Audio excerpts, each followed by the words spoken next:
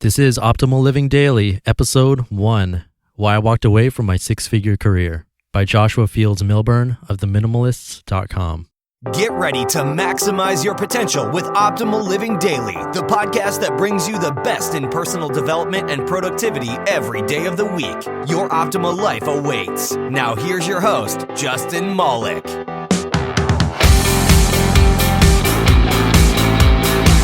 Hey, welcome. I hope this intro music makes you dance like it does for me. And let me tell you, I am not a dancer. That's definitely something you do not want to see. Despite having a musical background for well over 20 years, I still can't dance. Anyway, how's it going, old friend? By the way, I will say this now, it being the first episode and all. I might make really bad puns off of the word old, since that's the acronym for the show, Optimal Living Daily. And the website is oldpodcast.com, so I might refer to you as old, but that's meant to be, friendly and cordial, no matter your age. So, yeah, that's that. And speaking of oldpodcast.com, that's today's sponsor. Yes, I am sponsoring myself because it's episode number 1. So if you enjoy this content, the best way to give back is to visit oldpodcast.com and subscribe to the weekly newsletter, which is a nice and short summary of tips and great finds that can optimize your life one step at a time. Plus, you get a free gift for joining, so check that out. That's oldpodcast.com, oldpodcast.com. Today I'll be reading to you a post from minimalism.com where Joshua Fields Millburn and Ryan Nicodemus write about living a meaningful life with less stuff for 4 million readers. Check them out at theminimalists.com or themins.com, and you can follow the author of today's post, Joshua, on Twitter at JFM, which is a nice little minimalist Twitter handle. And now on to optimizing your life. Why I Walked Away from My Six-Figure Career, by Joshua Fields Millburn of theminimalists.com. Today, March 1st, 2011, was my point of no return. I quit my job. It feels great to write those 4 words, but it's also terrifying and exhilarating and scary and exciting and surreal and unbelievable and, in many ways, indescribable. I'm listening to Nina Simone's Feeling Good as I write this. Her words, "It's a new dawn, it's a new day, it's a new life for me, and I'm feeling good," best describe what I feel right now. A new beginning, a fresh start, the precipice of something exciting. Yesterday, February 28, 2011, was my last day at my suit and tie corporate job.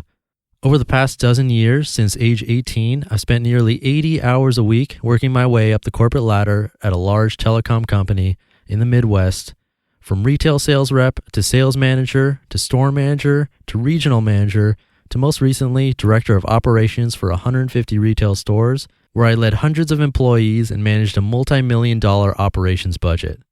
Throughout my tenure, I opened dozens of retail stores, hired hundreds of employees, and helped many people grow professionally. And I was very, very good at my job. In the last few years, I won back-to-back President's Club trips to London and Hawaii for outstanding sales performance. I hired some of the best people in the industry, people who quickly advanced throughout the organization, including Ryan, who runs this website with me now, as well as Stan, one of my closest friends. And I was poised to become a C-level executive before age 40. In short, I had it made. So, when I announced my departure last month, it seemed illogical to nearly everyone. Dozens of employees asked where I was going and whether they could come with me. When I told them I was changing my life's path, many people didn't understand. After all, I was living the American dream, wasn't I? A 6-figure salary, a huge suburban home, several luxury cars, and all the stuff to fill every corner of my consumer-driven lifestyle. Who the hell walks away from that? Of course, I'm not trying to impress you, dear reader, with the details of my supposedly, quote, impressive career. If I thought that my, quote, accomplishments were impressive, if I were impressed by my lifestyle, then I wouldn't have left in the first place. Rather, I present these details to impress upon you my need for change. Yes, I was ostensibly successful, but I didn't feel successful. I felt overwhelmed, stressed out, depressed. Even worse, I was up to my eyeballs in debt. True, I made great money in the corporate world, but for most of my adult life, I spent more than I earned. A doomed equation, no matter your income. You see, even though I was living the corporate dream with a big salary and elevated status, I was not completely happy because I'd lost sight of what was truly important. I was unhealthy, my relationships were in shambles, and I wasn't passionate about life, all of which I attempted to cover up by amassing more trinkets and trophies. Sadly, I didn't realize my missteps until it was too late. 2 years ago in 2009, my mother died, and my marriage ended in the same month. Shortly thereafter, I discovered minimalism and started making radical changes, regaining control of my finances, refocusing my relationships, and asking difficult questions about my life's direction. In time, I realized I was not pursuing my passion, nor was I growing as an individual or contributing beyond myself in a meaningful way. I wasn't living the dream, I was living a lie. But today, that chapter has ended. To be clear, I didn't barrel into my boss's office and yell, "Screw you, I quit." No, I had mixed emotions about leaving my job. I care about many of the people there and enjoyed much of the job itself. So my, quote, "screw you" is not to my former job at all. I'm not quitting a job. The job is not the point. Instead, I'm walking away from my old lifestyle. I have to stop living the lie and start living the life. How will I earn a living? To be honest, I'm not entirely sure, but I've spent the last 2 years working hard to reduce my bills substantially and pay off massive amounts of debt. Yes, I'll still need to earn money to keep the lights on, but making money is no longer a priority. I need only work to earn enough money to live, not live to work. My initial plan is to be a part-time barista at a local coffee house and earn enough to pay my bills, food, rent, utilities, insurance, while writing full-time. Who knows? Maybe this writing thing will yield a full-time income one day. But even if it doesn't, that's okay because I'm passionate about writing, especially literary fiction.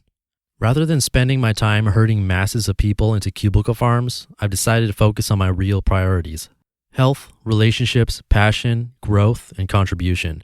These values comprise the foundation of a meaningful life, not money or stuff or the title on a business card. I'll contribute to people via this website. I'm thankful people find value here. I'll also contribute through other means, such as charity and donating my time to help others, writing and contributing. That's what I'm doing now. I refuse to be a slave to cultural expectations, ensnared by the trappings of money and power and perceived success. So to my old life, I bid you farewell. Screw you, I quit. 2012 update. I'm happy to report that only a year later, I'm making a full-time living as an author. Even though I earn considerably less than my corporate salary, I also think about money differently these days, and I've never been happier. You just listened to the blog post titled "Why I Walked Away from My Six-Figure Career" by Joshua Fields Millburn from minimalism.com. Please check them out and let them know that I sent you. If you enjoyed this reading, you might also like zenhabits.net. That's another site that has similar content and one that I'll be reading from in a future episode. I'm bringing you this content in audio form for free and as my own sponsor, so all I ask for your support is to please subscribe to keep listening and visit oldpodcast.com to join the newsletter.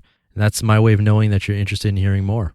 You can also contact me there with feedback, but better yet, hit me up on Twitter at oldpodcast. And if you have other blogs you'd like conveniently read to you right here, I'll read them to you. Just send a tweet to both the author and me. I need their permission to do it. So yes, that's it for episode 1. I hope you enjoyed it. I know I did. Keep up the optimal living. You've been listening to Optimal Living Daily. Be sure to hit the subscribe button to stay up to date on each new episode and head to oldpodcast.com. That's OLDpodcast.com for a free gift as well as more actionable tips and resources to help you maximize your potential. Thanks for joining us, and remember, your optimal life awaits.